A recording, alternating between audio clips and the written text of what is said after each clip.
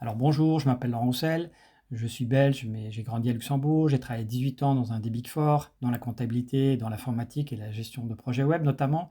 Et par la suite, j'ai changé de carrière, d'orientation et je me suis plus lancé dans le développement personnel, l'accompagnement en entrepreneuriat, dans le milieu associatif et autres. Et je m'intéresse à la politique, la psychologie, la spiritualité et j'essaye de proposer modestement des solutions par rapport aux différents enjeux de notre société. Alors typiquement, un des enjeux qui me tient à cœur, c'est notre modèle socio-économique, qui est surtout une très belle réussite pour les 1% des personnes qui se partagent 50% des richesses mondiales. Et tout ceci est entretenu et soutenu par nos élus, par la démocratie représentative, qui servent en priorité leurs intérêts et ceux de ces 1%. Donc ce milieu plutôt toxique n'attire pas les personnes de qualité et de sagesse dont on a besoin. Donc ça va nous prendre de mettre en place des réformes et plutôt que d'essayer de modifier l'existant, il est peut-être préférable de proposer des nouveaux modèles. Donc on peut aussi s'interroger sur le niveau de bonheur de nos citoyens et dans 40 pays européens interrogés, 75% qui ont une note inférieure à 7 et donc 10 étant la note la plus heureuse. Ensuite, quel est l'état d'esprit des gens? Eh bien, on se rend compte sur les 10 dernières années que les gens sont quand même toujours plus stressés et angoissés au quotidien et que le niveau d'engagement est très faible au niveau de leur emploi, c'est-à-dire que c'est 6% en France, 14% en Europe des travailleurs qui estiment vraiment être engagés dans leur entreprise. Et 33% en France et 44% des gens souhaitent changer d'emploi. Alors qu'en est-il de notre gestion du temps? Eh bien, on se rend compte qu'au travail, c'est 60% des personnes qui estiment perdre leur temps et que dans leur temps libre, ils ne peuvent pas faire tout ce qu'ils veulent par manque d'argent, mais aussi de temps. Et le remède face à l'accélération du monde, eh bien, c'est se mettre au vert, par exemple, et aussi agir local. Alors, quelle est la place aujourd'hui de l'homme par rapport à la nature, par rapport à ces nouvelles technologies, l'économie, la démocratie? Et à mon sens, tout est à revoir, c'est-à-dire qu'il faut vraiment quitter cette approche pyramidale basée sur le contrôle et la force et aller vers des approches plus circulaires où on met en avant et on identifie les forces, on identifie les besoins et à partir de là, on crée des projets pour y répondre. Donc c'est une approche écosystémique et fractale où on part du local, d'un territoire, d'un quartier, d'un village, on identifie les talents, on identifie des besoins et à partir de là, on démarre des projets pour y répondre. Et si éventuellement un projet est en lien avec le village voisin, à ce moment-là, on fait appel à une entité régionale qui, elle, va mettre en place la même dynamique pour gérer et créer ce projet. Et si éventuellement elle a des projets en lien avec une autre région, à ce moment-là, on s'adresse à une entité nationale qui coordonne justement la création de ce projet. Donc on part vraiment du local et en fonction des besoins, on remonte vers le global. Donc l'inverse de ce qu'on fait aujourd'hui. Alors le but, c'est d'élever le niveau d'épanouissement individuel et collectif. Et on peut s'appuyer sur la démocratie participative. Et on le sait que lorsqu'on implique les citoyens, lorsqu'on les accompagne et aussi on utilise des plateformes numériques, on a beaucoup plus de chances d'y arriver. Ensuite, on peut s'appuyer sur le milieu associatif. C'est 3,8 millions d'associations en Europe. Et on se rend compte vraiment de son rôle vital par rapport à la participation citoyenne, le renforcement de la démocratie, l'innovation, etc. Et on peut imaginer notre répartition du temps. Les gens ont besoin de plus de temps. Eh bien oui, pour faire quoi? Pour faire une vraie pause, pour se connaître, pour se découvrir, pour passer du temps de qualité avec soi-même et ses proches et s'impliquer dans sa communauté. C'est trouver l'équilibre entre du temps passé dans une activité rémunérée salariée et dans ces autres activités secteurs de notre vie. Et dans le cadre de ce projet, on pourrait imaginer un monde dans lequel on travaillerait moins, c'est-à-dire 2 jours et demi, et on passerait le reste du temps dans ces autres secteurs de notre vie. Alors on pourrait travailler 2 jours et demi dans des secteurs privés et publics, mais maintenant on a besoin d'organiser cet autre secteur, c'est notre répartition du temps, et surtout comment on va faire pour le financer. On a besoin d'un revenu complémentaire par exemple.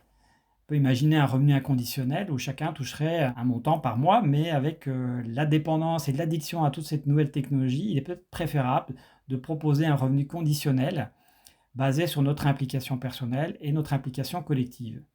Et tout ceci doit être mis en place à travers des outils de mesure et une organisation. Alors typiquement, lorsque je cherche un emploi, eh bien, je m'adresse à Pôle emploi en France, par exemple. Eh bien là, dans ces 4 jours et demi, je pourrais m'adresser à un pôle d'activité locale. On peut imaginer de créer des nouvelles structures, mais pourquoi ne pas utiliser ce qui existe déjà et qui fonctionne, c'est-à-dire des tiers-lieux? Donc on en a déjà 3500 en France et c'est en constante augmentation. Et on voit qu'elles sont déjà bien réparties sur tout le territoire et c'est la même chose en Belgique et les pays avoisinants. Depuis l'avènement du Covid, il y a vraiment un boom et un très grand intérêt pour ces tiers-lieux. C'est quoi le but de ces lieux? C'est des lieux de rencontre, de partage, de convivialité. On peut consommer des produits locaux, boire un verre. On peut se détendre, se reposer, échanger, réparer du matériel, créer, se former, apprendre et puis aussi, travailler, faire du télétravail et organiser des rencontres, par exemple. Il s'adresse à qui? Il s'adresse aux citoyens, aux citoyennes, aux associations, aux organismes, aux commerces locaux et aux élus locaux. Comment on organise les activités de ce lieu? Eh bien là, l'idéal, c'est d'utiliser justement des plateformes numériques. On aurait des profils citoyens, associations, tiers-lieux, et on aurait tous les outils nécessaires pour faire un bilan personnel, pour partager ses centres d'intérêt, des idées d'amélioration, mettre en avant des services, ses besoins, ou démarrer des projets, et bien sûr communiquer, et aussi faire des recherches intelligentes en fonction des données qui sont dans ces applications. On peut aussi organiser les activités de ce lieu à travers de l'animation locale, donc des personnes qui sont là, qui coordonnent les activités du lieu, qui créent des liens avec les participants, qui accompagnent les gens en gestion de projet et qui font le relais avec la politique locale. Alors le processus général, on aurait les citoyens qui peuvent aller directement dans ces lieux ou alors consulter la plateforme à tout moment et là avoir accès aux informations en lien avec la commune, les associations et les citoyens et voir quels sont leurs intérêts, leurs besoins, les projets, etc., de manière à pouvoir collaborer, participer, s'impliquer et justifier le temps qu'on passe dans ces 4 jours et demi pour imaginer recevoir un revenu à partir de là. Et justement, grâce à ces plateformes, on peut obtenir des données par utilisateur qui leur permettraient d'avoir une forme de récompense. Et dans le cadre de ce projet, on propose des points, des vibes, et en fonction de son implication, eh bien, on pourrait, par exemple, Martine reçoit 10 vibes parce qu'elle participe à une rencontre, 30 parce qu'elle a initié un projet, etc. Tout ça, c'est à définir. Mais le vibe, ça pourrait être une unité électronique de troc qui n'est pas spéculative, elle n'a pas d'intérêt, elle n'est pas convertible dans une monnaie nationale, elle existe vraiment dans la base de données et elle peut être fondante et aussi d'une quantité fixe. Et elle permet de faire du troc, de l'échange de biens et services au sein d'un réseau privé. L'idée, c'est de déployer les choses au niveau national, par pays, et à travers des organismes sans but lucratif qui gèrent la plateforme, qui gèrent aussi les vibes par pays, etc. Un modèle d'affaires, on peut vraiment s'inspirer de Odoo, une belle compagnie belge en pleine progression qui a développé pour les PME des outils magnifiques pour gérer la comptabilité, pour faire la gestion de ses clients, publier sur les réseaux sociaux, etc. pour un prix très très modique de 20 € par mois.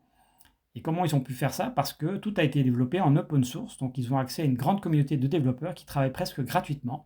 Et en même temps, ils ont mis en place de l'académie pour soutenir l'intégration de ces outils et aussi des partenariats.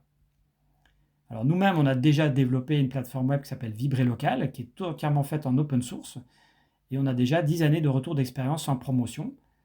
Et on souhaite proposer et mettre en avant le code qui a déjà été développé, plus la documentation technique. Nos besoins, c'est de rencontrer des gens pour faire un peu de brainstorming au niveau de la finance, au niveau des vibes, du plan d'affaires par exemple, et aussi de créer des partenariats avec une agence de développement telle Odoo.